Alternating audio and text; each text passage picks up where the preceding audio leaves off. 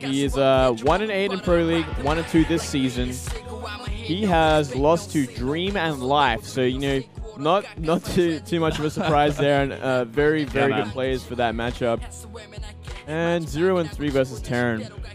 Yeah, losing to Dream in this season, but also losing to Dream in last season. I remember that was quite a famous game where TerrOr actually was going up against Dream. Dream just 2 racks, and I forget the map, but TerrOr just did not react, and he just did not do anything, and he kind of went for a counterattack eventually, but it just did not work at all. It was a very strange game. Yeah, one of those games where his nerves definitely came into position, into factoring into that game. Yeah, absolutely. And the Village Stompers, Washington Square. Haven't heard this one before. Yeah, me neither. Hope I don't hear it again.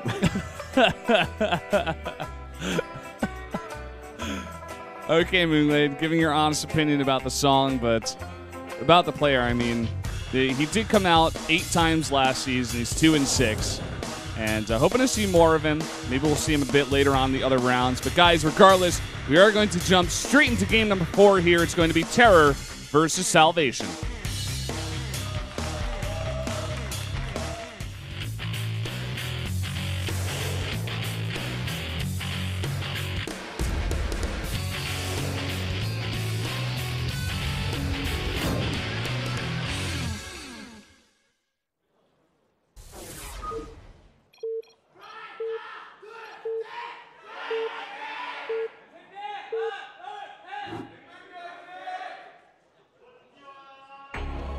Down here in the bottom right, the prime player here in red, it is TerrOr. And up here at the top, it is SalvatioN, another young gun. Look at him. He's, no doubt, I reckon he'd be similar to TerrOr's age, actually. Yeah, I guess so. I think it's great. I wish I was, when I was that young, I was in a team house, being a pro gamer. That would have been the coolest thing ever. Yeah, man, living the dream. Just, you know what, it just doesn't happen in Australia, though, Valdez. You know, we don't get this opportunity to join a Korean team house and play the game in Pro League. Yeah.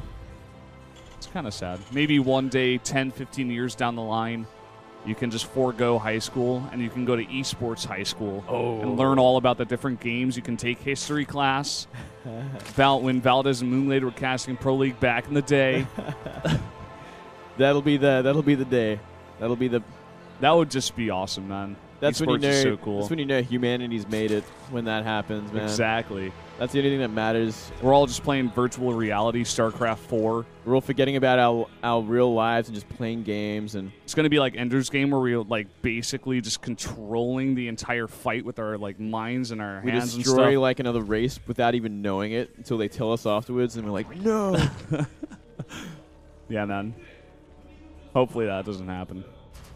We do see Pool here coming out of TerrOr, so a bit of safe play. Safety first, but then we see an extractor. Then I think to myself, what do you have planned, young boy? What do you want to do with this? Are you going to be aggressive? Is TerrOr going to be on the aggressive? Taking the initiative. Going to be going for that later hatchery in the natural.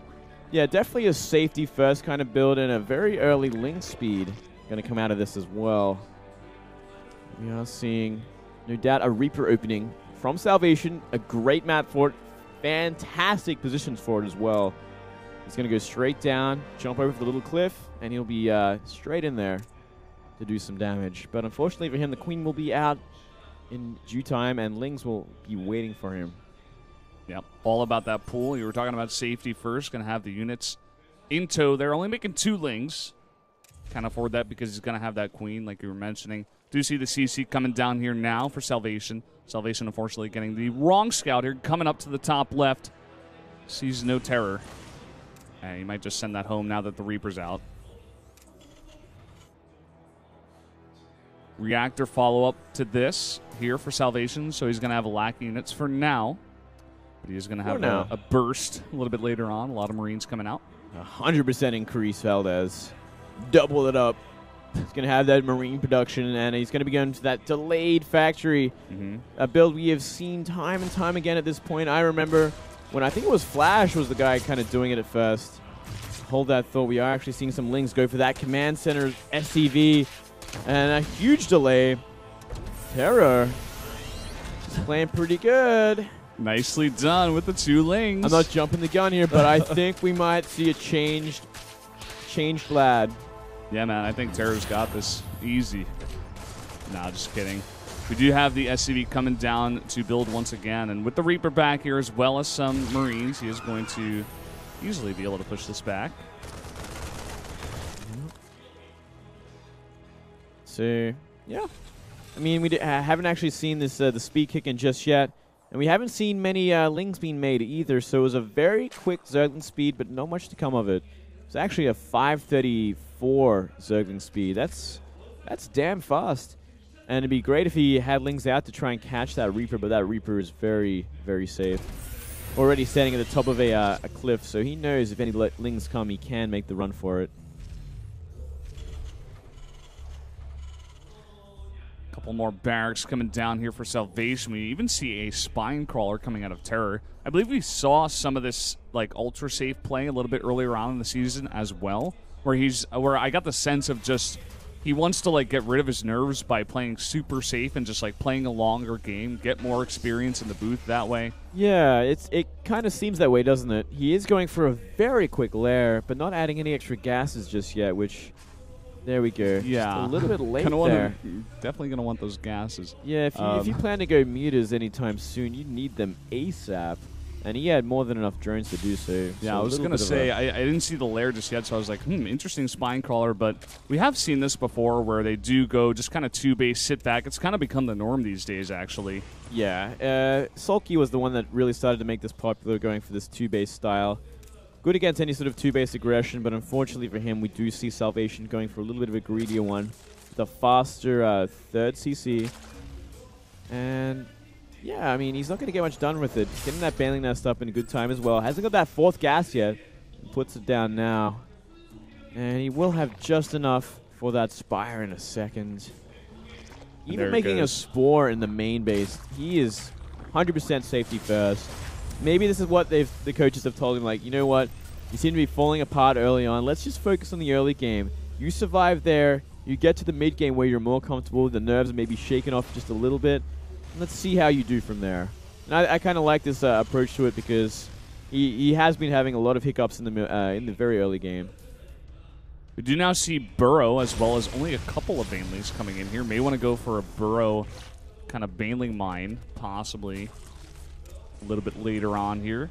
Do you have that Spire about halfway done? Pretty heavy supply block coming out here for SalvatioN. Being blocked there at 57 for a while, making 3 supply depots.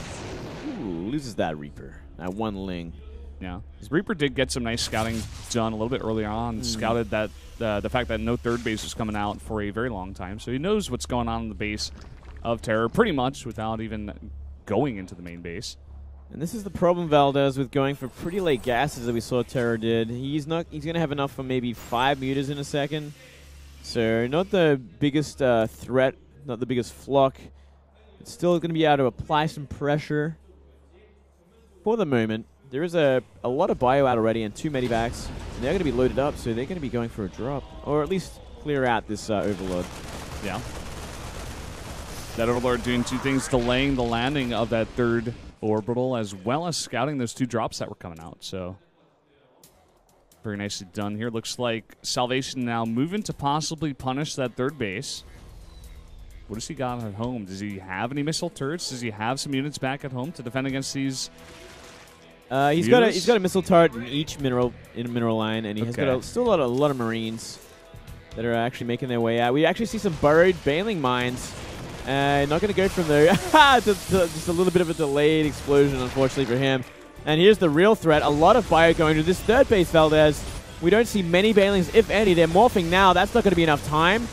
So many Marines. Too late. Some transferring drones also getting picked off here. Those Marines just got combat shields as well as a very nicely timed attack by SalvatioN right now. And even with the Hellions in the front here to possibly tank some Baneling damage or maybe even shoot them before they explode. Here we go. The Baneling's coming in. A nice pickup here. Nice pickup, and it gets cleaned up. Maybe just not enough focus fire on this hatchery. It's down to 200 HP. And great focus firing from Salvation to get rid of those banelings before everything gets cleaned up. Yeah, but unfortunately, he does get totally cleaned up. So he gets cleaned up, but I feel like it did enough. It gave him enough, it relieved enough pressure so he can mine freely from this third base. It killed a lot of drones as well as a bunch of units and nearly killed the hatchery. It can, in like a later drop, the drop could just come in, stim in, and kill it. Definitely. We do see +1/+1 finished here for Salvation. And a scan coming down, killing what looked like a Zergling. Just a random spotter Zergling. Not a bad idea from TerrOr. It'll give you just a little bit of extra vision of when they plan to move out. Nice bunker at the third base. Going to be quite good against those mutas coming in, as well as possible banelings a little bit later on. The mutas looking to save the Overlord and possibly go into the natural now. Yeah, could do some work on these refineries. Ooh, but that Widow Mine. Surprise. Yeah, big hit there. No Overseer with this flock just yet. There's one out on the map. Not sure where that is.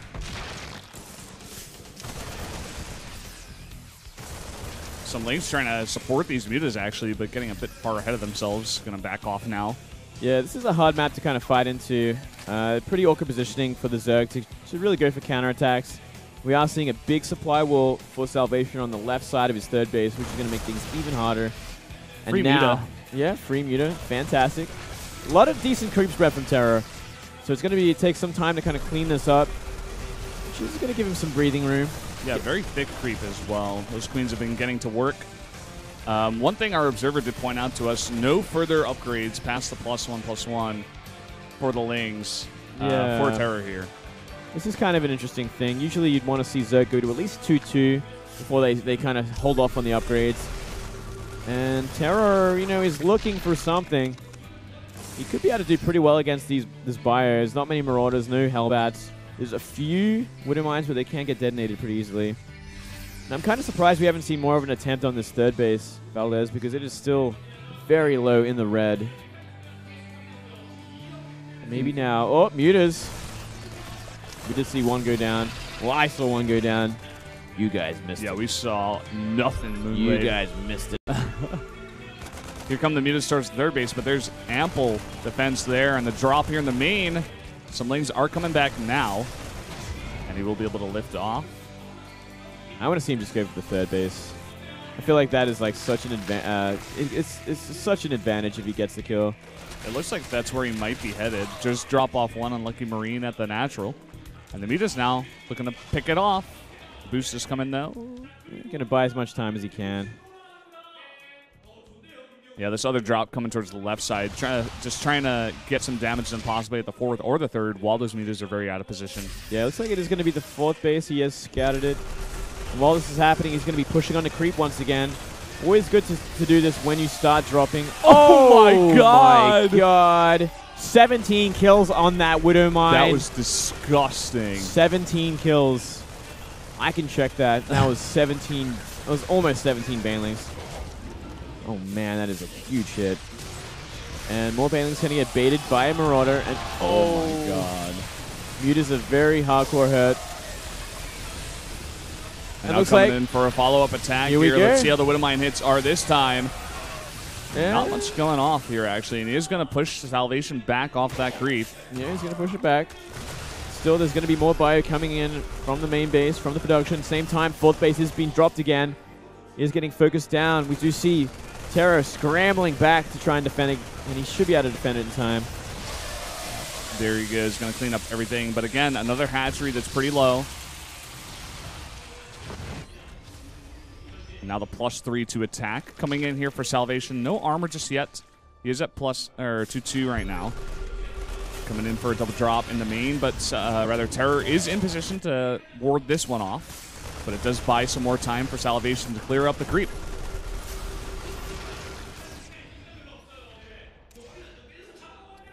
Ooh, Widow Mine hits again. He's going to have to get out of here, though. He's going to leave. No, he's going to take as much bio as he can. He needs the other bio to come in and help out. With this Thor, it makes things so much harder to engage into. Because you always got this massive thing to absorb a lot of everything. Tank everything for the bio for quite a lot of time. Especially banelings. You never want banelings to hit that guy. Yeah, man. We do see the 4th base being put down here now for SalvatioN. TerrOr's barely even mining at the 4th base of his own. So SalvatioN doing quite well back at home. He's done a fantastic job at just stopping all the creep spread. He's constantly gone in and out, scanned in, wiped as much as he can, cut off all the active creep tumors, then move out again. Thor trying to accept as many banelings as he can. And yeah, nice wall of Marauders and the Thor in the front there as well. There is not many banelings in this army anymore, Valdez. It's going to be a very hard fight if he tries to take it, especially if he's at an upgrade disadvantage, which he is. Pretty horribly, actually. Still, he's actually 2-1 now. So he's got 2 Carapace, but only 1 attack against the 2-2 of SalvatioN. Big drop in the main at the same time. A lot of Zerglings having to come back here. He just deny 1 gas as well. Gonna have to remake that guy. Now SalvatioN. Oh, here we go. He's going to be going for the big fight. Widowmines get pretty decent hits off and great spreading from SalvatioN. There's barely any baneling left. They all went off on the Thors, and I don't think he has enough. TerrOr's just falling apart. That he is. The Thors both surviving at very low health at the same time. Not nearly enough mutas to clean anything up here. Only 5 left over. Yeah. And even another drop in the main when TerrOr's got barely anything. If he gets this morning pool, it's game over. There's nothing left he could do. Well, for now, he's trading very efficiently against some Lings. And he's got a huge push back on the creep at the same time. He's got a decent amount of banelings this time. But again, a lot of them do go off in that 1 Widowmine. And some really nice spreads out of SalvatioN. I really have to give it to this guy. Yeah, he is doing a fantastic job. Really great spreading. Maintains his Medivac count as Bio stream down from the middle of the map. And no banelings left once again, so he has to wait. He's going to cancel the +2 to attack. Oh, that is ruthless. It's like, that's such a funny opportunity kill. It's like, it's wiggling. I guess I'll kill it, LOL, and he does. Yeah, another Baneling Nest possibly going to go down here. Doesn't commit to it just yet. May just want to go for that 3rd base. TerrOr leaning back, pushing himself back in that chair. Not happy with this game. He knows he's in massive trouble. There's really no coming back from this point. Terran has broken the army, and the upgrade advantage is too much at this point. +3 attack. Thor's in the mix. 3rd base goes down. GG. GG. TerrOr not happy about that one. That's actually the most anger I've actually seen out of that guy so far, but SalvatioN will take the 3rd win here in the final match of round number 1. And that will move them up to 6th place ahead of Prime. Fantastic job. Really well played from MVP. I'm sure they're very happy with this win. Stopping Prime's kind of win streak in the making. Yeah, Prime, unfortunately, having a lot of trouble against teams that don't use a lot of Protosses. Not really able to use Creator in this matchup to great effect. I mean, going up to Lucira and just getting stomped there. Even Marine King, you know, that's kind of his specialty as well. Yeah. Sorry, not Marine King. Marine King's an MVP. Yeah. Wow, I got it wrong. This is actually one of the harder matchups to look at because you got Prime players from both teams, and whenever I look at Marine King, I still think of Marine King Prime. But yeah, you're absolutely right. We do have Creator. And besides that, yeah, like no Protosses, no free win. Well, TerrOr's still pretty shaken up by that loss. I would be as well. He does gain his 9th loss so far here at Pro League. Really hoping to do better. SalvatioN, he looked okay. Looks pretty strong there. I mean, he wasn't facing the strongest opponent in TerrOr, to be honest, but did do quite nicely. I really have to point out his splitting, of course, was the best thing, I think. He was on point, man. He played a very strong game. Yeah, it's great to see him do well. Not losing a game so far. He got a lot of promise, you know, because he's still so very young. Got a lot ahead of him. Well, this is today's match result between Prime and MVP. Yoda does take the first win against Marine King, but then Yonhwa cleans up Myungshik. Lucira takes out Creator pretty fast, and then SalvatioN crushes TerrOr there on Catallena. Yeah, some great games to kind of close out the normal play days of this round, of round 1. And now we go into the playoffs next week, Valdez.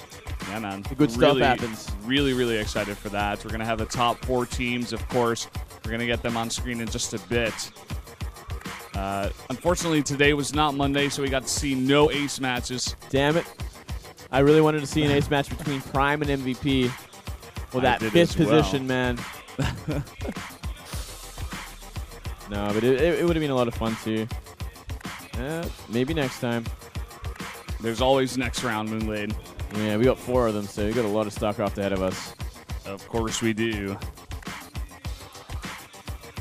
Well, Marine King kind of disappointing me today again. Really wanted to see this guy play a bit better, but he used a very unique style in TVT. Yeah, at least you know what, he went for Thor drops, which was kind of funky. It's something fresh. It offered something different from the normal, I guess. He's still trying to find himself, essentially. Yeah, and here, guys, you do have the round 1 finished up rankings here. SK Telecom T1 is in first, CJ Entis in second, StarTale-yoe in third, Jin Air Green Wings in fourth, MVP KT Rolster Prime, and Samsung Galaxy Khan. Samsung Galaxy Khan, that's another story of this first round. They just got rolled by nearly everyone. Yeah, that was a massive surprise. And oh, wow, we have a tie for first place, even though I think Innovation should take it, considering he hasn't lost a single game and Zest has lost 5. Yeah, yeah, 100% there. Innovation definitely doing much better than Zest these days. Zest going down in 3 games in a row now, I believe. Quite a nasty loss streak there, taking 2 losses to Creator. Losira gains another win here against Creator. Not the hardest win of his career, but he does gain that 5th one, so he is up there tied for 3rd with Cure, Dark, Beal, and Life. Yeah, so that's how we end things out. Does the winner rankings go on to the playoffs, Valdez? Do you remember? I don't think they do No, they? they don't. No, it's just for the regular season. One player can win simply too much and just completely make things uneven. Yeah, especially in that all-kill format. Yeah. Have one player win 4 games in a row, and it's like all of a sudden he's at the top. Yeah, that would be